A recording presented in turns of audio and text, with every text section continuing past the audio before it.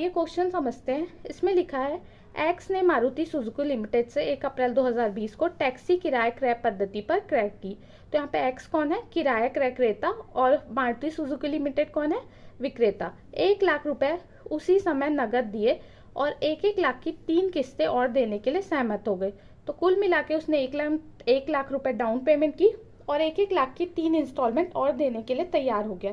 तो उसने कुल मिला के 4 लाख रुपए पे किए। अगला लिखा है प्रत्येक वर्ष के अंत में इनमें से एक किस्त 31 मार्च को देय होती है। टैक्सी का नगद मूल्य 3,72,500 है और मारुति सुजुकी लिमिटेड 5% प्रति वर्ष की दर से ब्याज लेती है। ये बहुत इंपॉर्टेंस है इस चीज़ की कि गाड़ी की एक्चुअल वैल्यू कितनी है? 3,72,500। यदि एक्स के पास पैसे होते और तुरंत वो पेमेंट करता तो उसको गाड़ी 3,72,500 की पड़ती, लेकिन इंस्टॉलमेंट में लेने के कारण उसको वो गाड़ी कितने की पड़ रही है? 4 लाख रुपए की।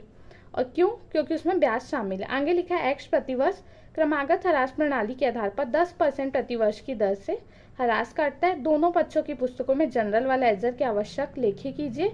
इसे दोनों विधियों से हल कीजिए। तो ये था अपना क्वेश्चन। अब हम इसको बनाना जो है स्टार्ट करते हैं। इसको बनाने से पहले हमें ब्याज की जो है कैलकुलेशन करनी होगी, जिसके लिए हमको इस शीट की नीड होगी। ये है संपत्ति उपार्जन विधि, ब्याज की गणना की विश्लेषणात्मक सारणी। यहाँ पे हमने लिखा है तिथि और वर्ष, आदत्य नगद मूल्य, ब्याज की गणना 5% की दर से, ब्याज राशि, किराया क्रय मूल्य, प्रत्येक किस्त में शामिल नगद मूल्य। सबसे पहला, जिस दिन आप गाड़ी लेने गए हैं 1 अप्रैल 20 को, उस दिन गाड़ी की एक्चुअल वैल्यू कितनी है? 3,72,500। आपने डाउन पेमेंट कितनी की है? 1 लाख रुपए। ये पूरी की पूरी 1 लाख रुपए नगद मूल्य से संबंधित होगा, इसमें कोई ब्याज शामिल नहीं होगा। ब्याज वाला कॉलम खाली रहेगा। किराया क्रय मूल्य आपने 1 लाख रुपए दिया और प्रत्येक किस्त में शामिल नगद मूल्य भी कितना है? इस 1 लाख की इंस्टॉलमेंट में कोई भी ब्याज शामिल नहीं है, तो पूरा का पूरा संबंधित किससे? नगद मूल्य से। अब आपके पास 2,72,500 रुपए आपको देने थे। अब कौन सी डेट आएगी? सीधे वर्ष खत्म होगा। कब? 31 मार्च 21 को। अब उस दिन हम बाकी चीज़ों को छोड़ते हुए हमको एक चीज़ पता है कि हमने 1 लाख रुपए क्या है हर इंस्टॉलमेंट में दिए हैं। अब ब्याज आप कितने पे देंगे? साल के शुरू में हमको जितने पैसे देने बाकी थे 2,72,500, इसका कितना परसेंट? 5%। ये आ रहा है आपका 13,625। ये आप लिख देंगे ब्याज वाले कॉलम में। अब ध्यान से समझिएगा, आपने 1 लाख रुपए दिए हैं। यहाँ पे देखिएगा, आपने 1 लाख रुपए का पेमेंट किया है। 1 लाख रुपए में 13,625 किससे संबंधित है? आपके ब्याज से संबंधित है।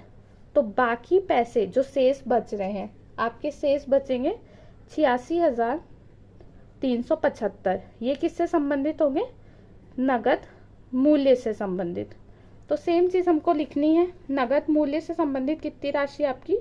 86,375। ये हम यहाँ पे घटा देंगे।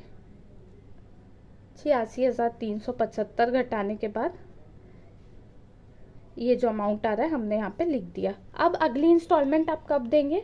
अगली इंस्टॉलमेंट आप देंगे अब 31 मार्च 22 को। फिर से बात आती है कि आपने कितना अमाउंट दिया होगा इंस्टॉलमेंट का? 1 लाख रुपए। ये तो फिक्स था। ब्याज कितना दिया होगा? 1,86,125 का 5%। ये यदि आप निकालेंगे तो ये आएगा आपका 9,306.25। जब भी दशमलव के बाद 5 से छोटी संख्या हो तो आपको यहाँ पे उसको कोई चेंज नहीं करना है, ये रहेगा 9,306। अब आप यहाँ पे फिर से देखेंगे, 1 लाख में आपने 9,306 रुपये किसके दिए हैं? ब्याज के दिए हैं। तो बाकी पैसे आपने किससे संबंधित दिए होंगे? नगद मूल्य से संबंधित। नगद मूल्य से संबंधित जो भी पैसे दिए हैं आदत्य नगद मूल्य से घटा दीजिएगा। अब बच रही है आपकी इतनी नगद मूल्य से संबंधित राशि। लास्ट इंस्टॉलमेंट का टाइम आ गया 31 मार्च 23 का। फिर से फिक्स है कि हमने 1 लाख रुपए किराया क्रय मूल्य के दिए हैं, इंस्टॉलमेंट के दिए हैं। अब इसमें थोड़ा सा आपको ध्यान रखना है, आखिरी इंस्टॉलमेंट है, कोई ऑप्शन नहीं है, आपको नगद मूल्य का तो पूरा पैसा अभी चुकाना ही है। तो हम पहली प्राथमिकता इसमें किसको देंगे, नगद मूल्य को।